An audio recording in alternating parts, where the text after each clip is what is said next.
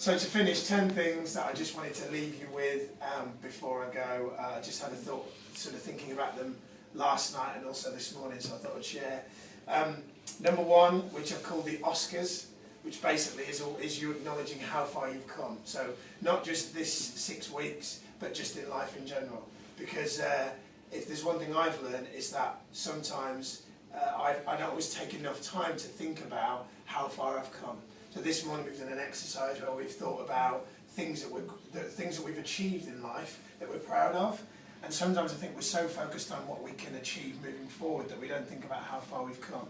And you only hear a member say, "Oh, I don't know if I've still got a long way to go," but how far have they come? And I think that that's really important. And I call that the Oscars, because it's like if you had a ceremony to celebrate the things you've done in life, you'd be surprised at how many things you've already done. So the first thing would be just to always take the time to think about how far you've come. The second thing would be embrace failure, which basically means we talked with Gavin this morning about how there's no such thing as failure, only feedback. But if we do, for argument's sake, say failure does exist, then I don't think it's a bad thing.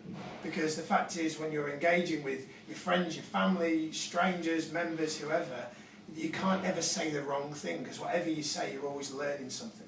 That makes sense? The third thing would be get out of your comfort zone, which would be a great example with Carlos, would be the difference in a person when you just take the time to embrace fear and step away from what you're comfortable with.